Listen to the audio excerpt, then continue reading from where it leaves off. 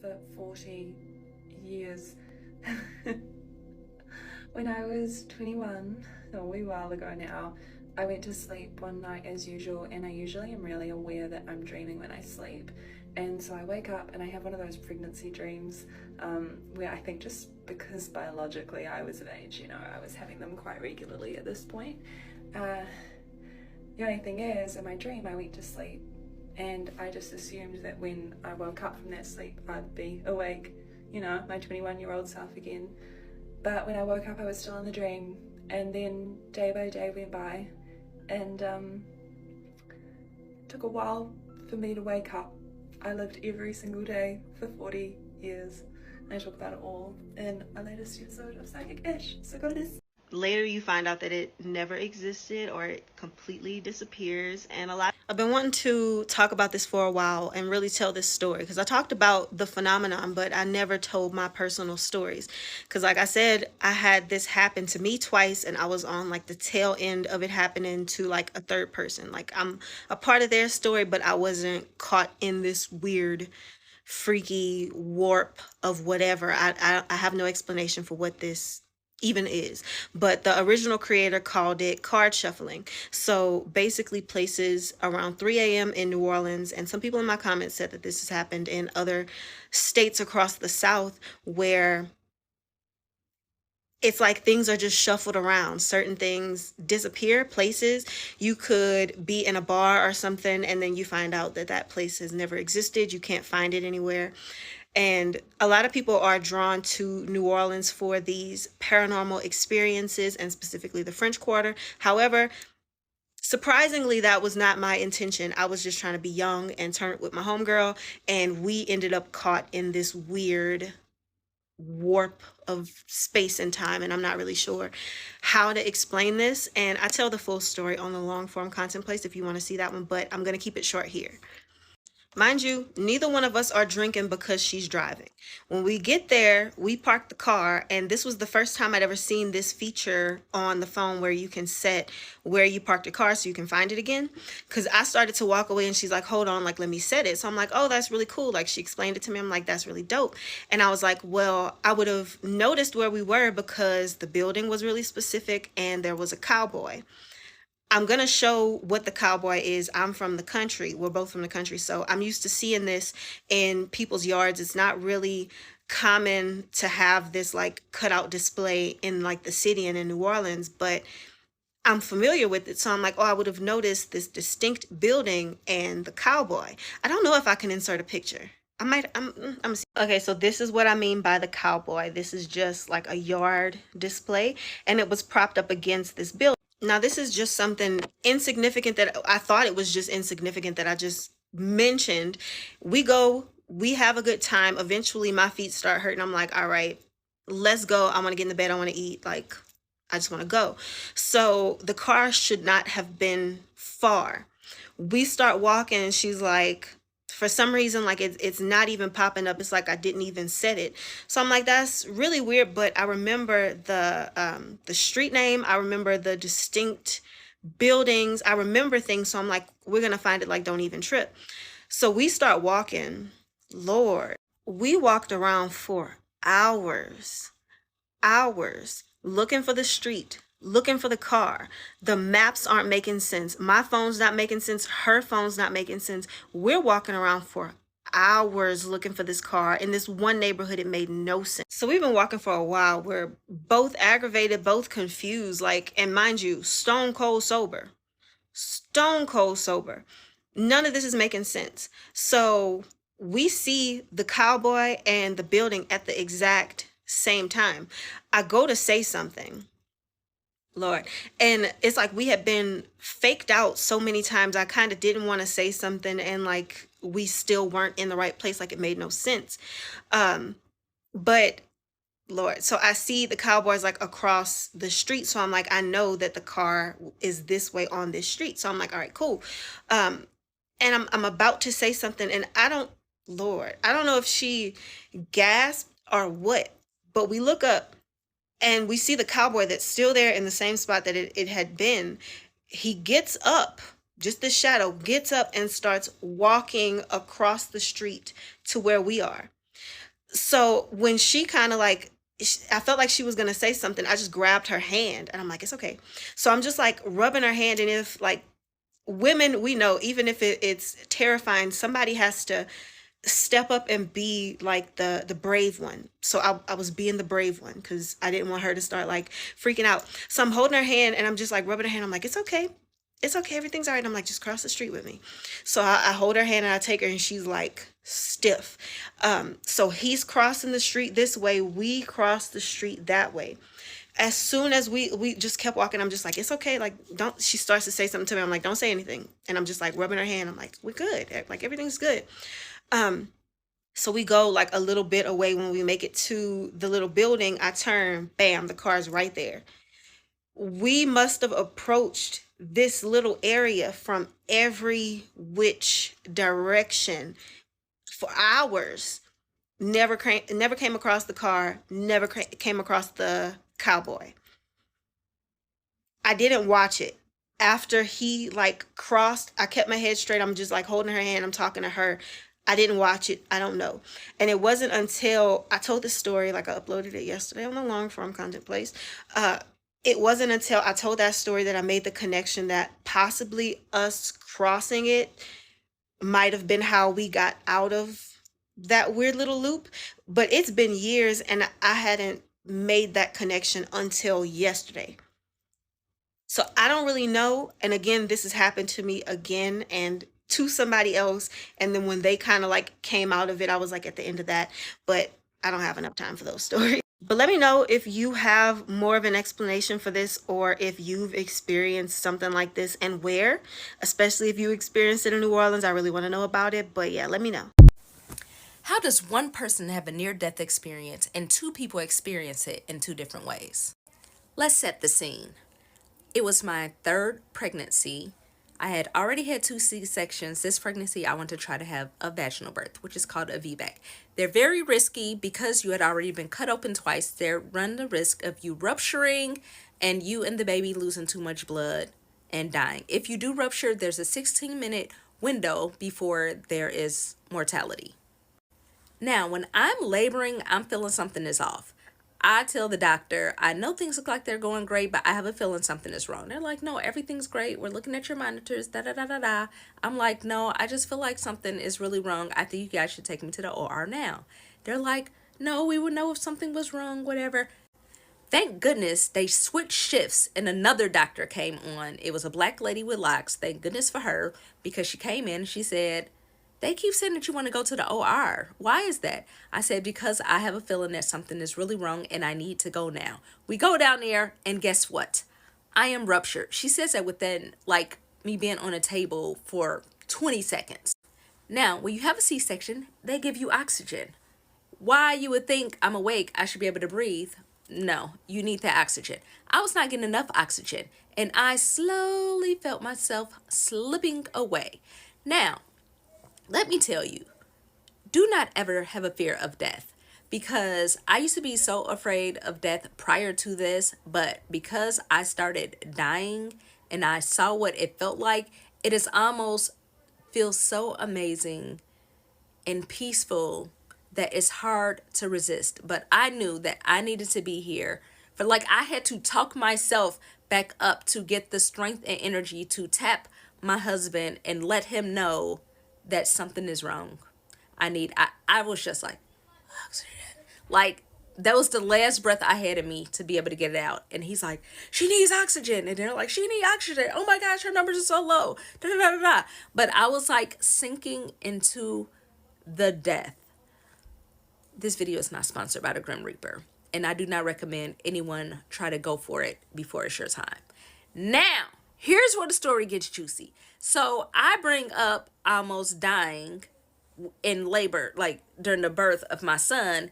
My mom's like, yeah, I was so scared because when your husband came out the room and he was crying and he was telling us that you were dying and they were in there giving you a blood transfusion right then, that was the scariest day of my life. And I said,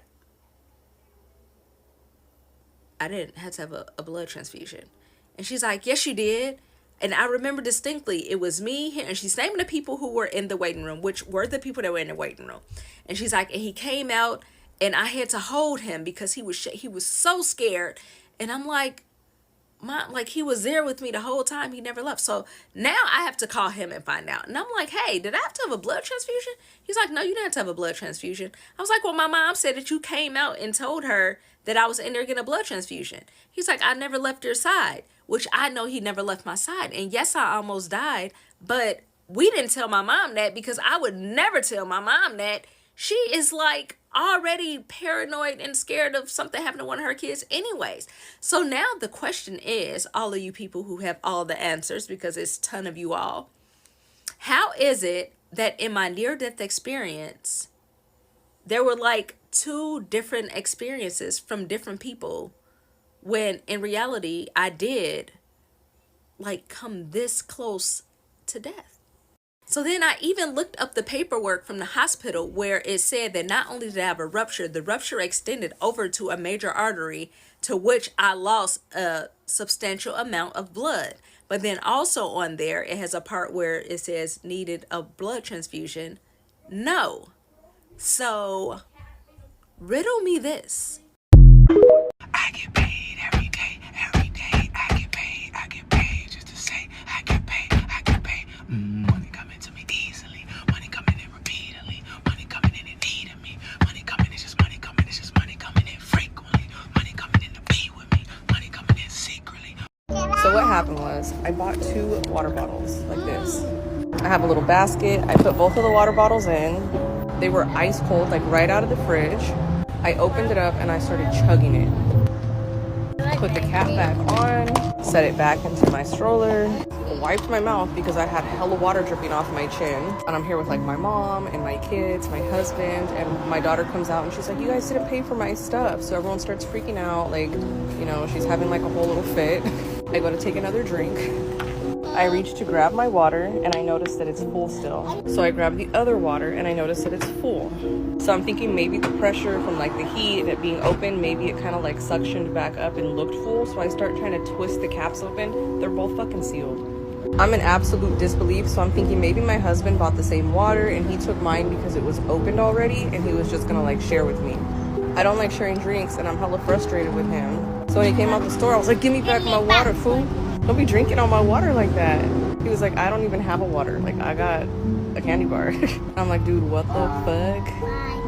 I'm in full-blown fucking panic right now. And I'm like, did anybody see me drink water? Did I actually drink water? And my mom's like, yeah, you were chugging that water. Everybody saw me drinking the water. My mouth was fucking cold. I wiped the water from my chin. Like, I know that I opened the water bottle. I just don't understand what happened, how that happened. It was fucking crazy. And I want to go in and ask for the security footage to see if they caught it on camera. So people all over the world are claiming to have experience with glitch in the matrix. So if you don't know what glitch in the matrix is, these videos will definitely explain exactly what it is. But in my opinion, well, from one video that I saw, is this young lady who got her nails done, all 10 nails, done a certain way. You know, when you go get your nails done, it's very personal. So she got her nails done and none of her nails broke, but she found one of the same exact nail that's on her hand, literally the same exact design, but a different shape in her house. Even though this is like the first time she's ever gotten, unless like the person who lived, that's what I was like trying to explain, like trying to think, you know, try to make it make sense, because it didn't make any sense. Because unless someone who lived in that house before had the exact same design that she got done, which is weird, it doesn't make sense. Or unless like she bought press-ons, because then that Don't even sit here and fucking play with me. I just had my first fucking glitch in the matrix. So I was sitting down, okay, chilling with some customer, and I looked down, like, directly at my feet, and I thought one of my nails came off, like, dead ass. So I saw it on the floor.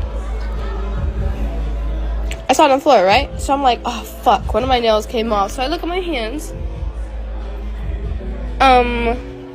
Okay, right?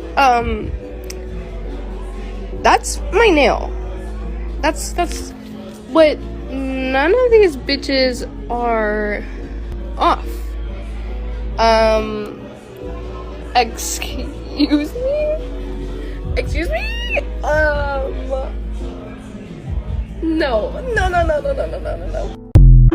Okay, so right now I'm on New Orleans TikTok where they're talking about all the like haunted and like vampire stuff that's like happening to them. And I don't have like a lot of like stories like this, but I do have one of when I was an EMT, and me and my 50-year-old Christian woman partner, who she does not believe in this stuff at all.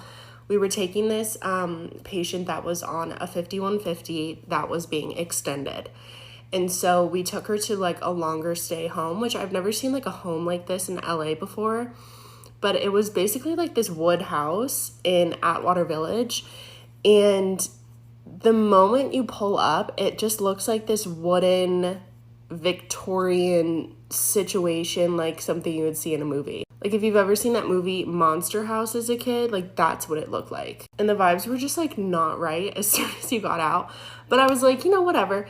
We get out and this poor woman, she was just not doing well. She was, I don't think I'm allowed to tell you what was wrong with her. Anyways, we get out and she was like, please don't leave me here. Like I can see things, and like she's like sobbing to me. She's like, please don't leave me here. But like, I have to, you know, like as much as I don't want to leave you here because it is fucking haunted, you can tell.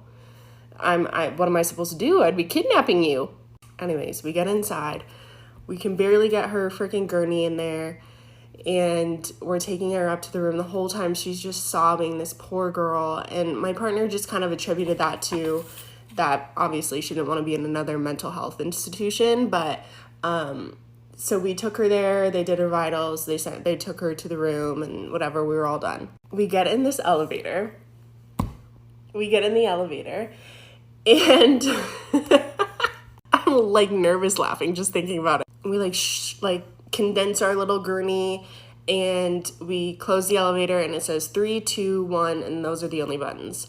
So we click 1 and we stop at 1, the doors don't open, and then it just keeps going down, and I'm like, what the fuck? And the doors open, pitch black. It's pitch black. This is obviously the basement, right? It's pitch black, and you can't really hear anything except like this growling, and not like that, but like growling of like a machine or something. And it's just like really eerie, and the vibes, the energy was just sucked out. Like it's like negative energy. I'm pushing the button and she's looking at me like, Hannah, please push the button. And I was like, I'm trying, like, and I'm pushing 1, I'm pushing 2, I'm pushing everything just so we could go up. And I'm not even shitting you when I say this. I say this with my whole heart. This is the scariest thing that's ever happened to me. We heard footsteps, slow footsteps, like a heeled man's shoe walking from the back of the room to the front of the room, but it's pitch black. You can't see anything. Slow footsteps. And she looks at me, and I was like, and we're both pushing buttons. We're pushing the emergency button. We're trying to manually close it because something was wrong. They are about to like come in the elevator light. The footsteps are about to come in the elevator light, and finally it closes. We go back up to 1, and she is like pooping her pants. I am like shaken to the core, and we look at the security guard, and I'm like, there is something wrong with your elevator. It took us to the basement. He said, we don't have a basement here, ma'am. We get back in the ambulance. We just had to sit there. We couldn't even clean the gurney for a minute. Like, we had to sit there. And she said, what the fuck? This poor woman, she doesn't cuss. She's a good Christian woman. And we just never talked about it. Even talking about it is giving me, like, goosebumps. Because It's been 1 year today, so let's tell this glitch in the Matrix story that is not like anyone you've probably ever heard before. I was born in the Central Valley in California and lived in Fresno until about 12-13, and I've only been back a handful of times because it doesn't exactly hold great memories for me. Well, my grandfather, before he passed, was still living down at an assisted care facility in Fresno, and his health had taken a turn for the worse. So my mom and I hopped on a plane last July to the place I swore I would never go back to. I made the intention that I was going to be putting some things to bed that were difficult from my past. And I guess the universe heard me and definitely has a sense of humor, because this was at our gate in Fresno. Before our family left Fresno, it really was not a good time for me because I was a budding intuitive going through puberty while there were traumatic things happening in the household. If you know anything about the spiritual world, that is a recipe for disaster. It was a psychic storm. I hated this house. It made my stomach hurt. This is when I started to see shadows out of the corner of my eye. I had an overwhelming impending sense of doom that would come over me. I didn't sleep well. Our dog would sit at the base of this hallway and bark down at something none of us could see. This was my brother's room, also the room where my Furby started talking to me, things that it was not supposed to say. For example, my cat would walk right by it and it would go, "Here, kitty, kitty, kitty." If you're a millennial and you had a haunted Furby, I know I'm not alone. Anyway, this room was the worst.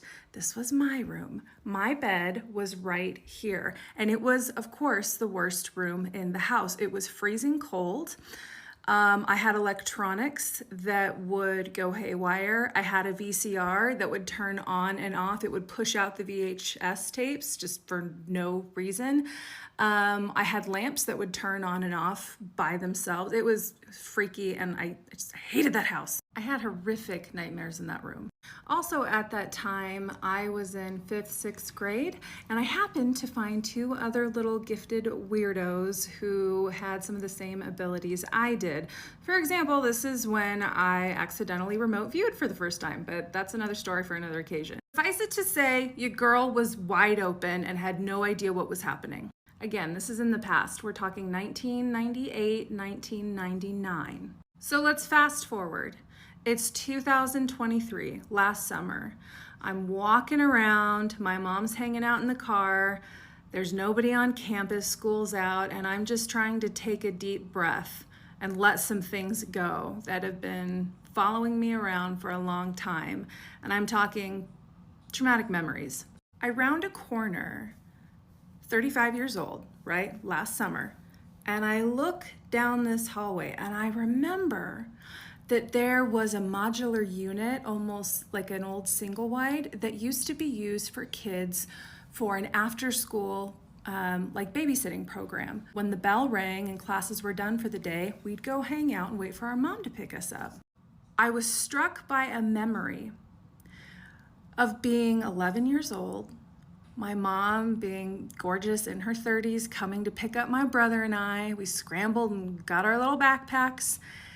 It must have been late fall, maybe even winter, because it was dark outside when she picked us up. I remember holding my mother's hand while my brother held her other hand, and we were walking down this corridor. And when I got to about this space, I had forgotten this memory until this moment, but 11-year-old me remembers looking over and seeing a woman who looked super old at the time, but probably about mid-late 30s, who had brown hair and was wearing white, and she was just smiling at me. And my little 11-year-old self was like, well, she doesn't seem scary. She seems nice and friendly. Wonder who she is. And then I just went on my way with my brother and my mom, I don't know, to go make dinner, hang out, do homework, whatever. In that moment, last July, 2023, I looked down at what I was wearing. Sorry, it gets me choked up to talk about it. I was wearing white. I was the woman that I saw when I was a kid.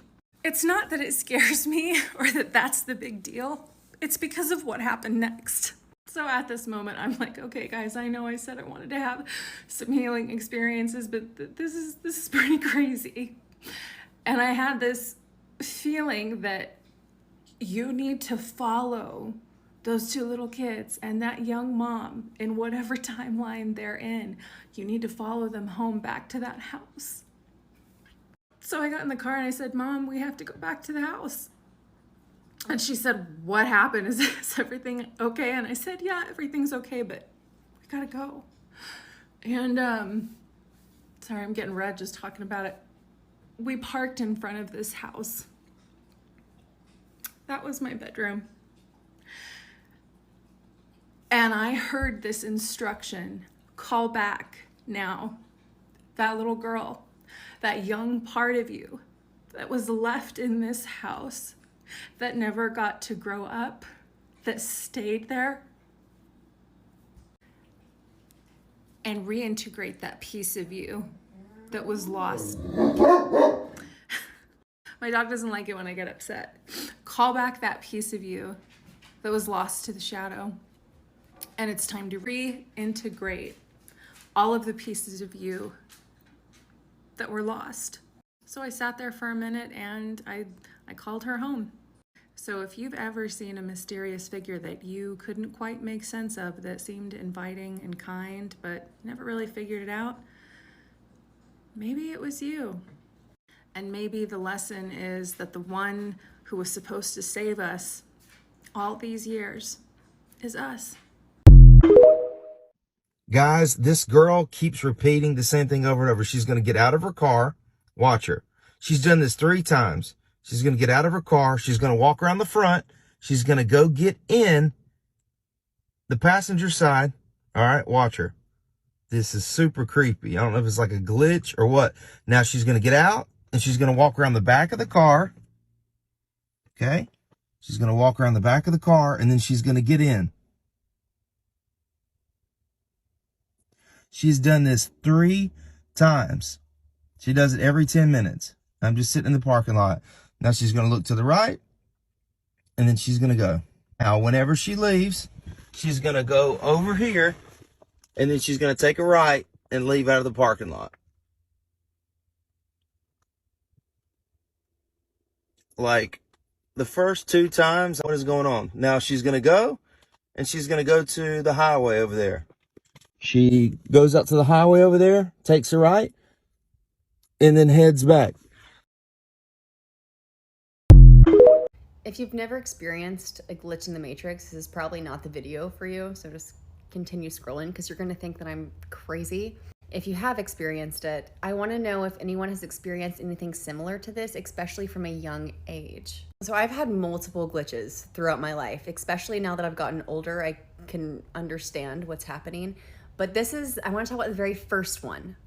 The very first one that I can remember that I was like, am I crazy or are all of you crazy? So this is around 4th or 5th grade, elementary school. My grandma would pick me up from school 2 to 3 times a week. We were very close. My grandma lived like rock throwing distance from my house. So I would literally travel up the creek through the woods to my grandmother's house that I would go. I would spend all my time with my grandma. So after school, she would pick me up and we would go to Wendy's. That was our thing. We loved Wendy's. My grandma has very prominent blue eyes, like crystal clear. It's a very prominent feature about my grandma that she has very blue, piercing crystal blue eyes. So this one day, she picks me up. We go to Wendy's. We're sitting in the glass area. If you know Wendy's back then you know what I'm talking about. We're sitting there eating our fries and I look up at my grandma and my grandma has brown eyes. They're brown. And so naturally I was like, Grandma, your eyes are brown. And she was like, yeah, Lauren, I have brown eyes. I was like, Grandma, no, you don't. You have very blue eyes. What do you mean you have blue eyes? And she was like, no, Lauren, I have brown eyes. So whatever, we eat. She takes me home and this is the whole thing. I talked to my mom too and I'm like, Mom, Grandma has brown eyes. And my mom was like, yeah, Grandma has brown eyes. No, she doesn't. She has blue eyes. What do you mean she has brown eyes? Like everyone knows that Grandma has blue eyes and everybody was making me believe that I was crazy. The next time that I see my grandma, 3 days later, my grandma has blue eyes again. So of course I'm like, Grandma, your eyes are blue. Why are your eyes blue? And she's like, yeah, Lauren, I have blue eyes. What do you mean? What do you mean? What do I mean? We just had this conversation 3 days ago when you had brown eyes and I told you that you had blue eyes and you're telling me that you have brown eyes, but I know that you have blue eyes. And now that you have blue eyes again, you're telling me that you know you have blue eyes? I'm not crazy. This was not a dream. I did not dream this. This happened. This was reality. I mean, it was like Monday on Thursday. Now you have blue eyes again? Like, I did not make this up. This is still with me to this day. I think about this to this day. My grandma had brown eyes that day that I went to Wendy's with her after school. I didn't make that shit up. Like, that was reality. I didn't miss a day. Like, this happened. Has anybody else ever experienced anything like that? With people's eyes changing colors? And they fully believe that their eyes were a different color. I'll never forget that. This has got to be the most confusing glitch in the Matrix of all. The last one has my mind absolutely blown. It's snowing pretty hard. Okay, you see the snow in the mirror, but it's not snowing outside. So clear. Oh my gosh. Oh my god. Somebody please explain that to me. So it's moving. Okay. But wait, when we start moving, it looks like it's still. And then What? you can tell it's moving again. Okay.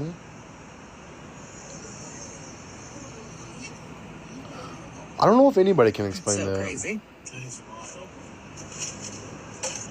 That's insane. No. My fear's happening. My fear's happening of not being able to get to my car in a parking garage. Okay. There's my car.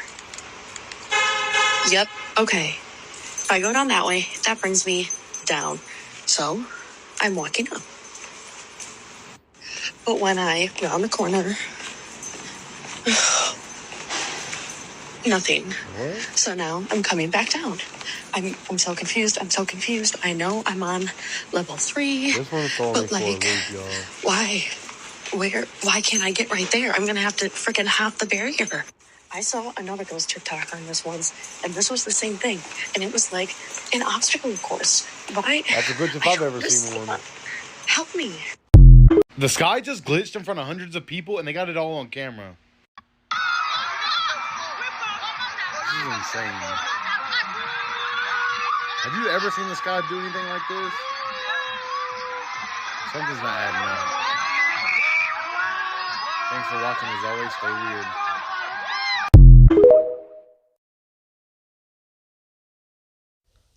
Hey y'all, welcome back to my channel. Happy 30 days of Halloween. Happy Halloween.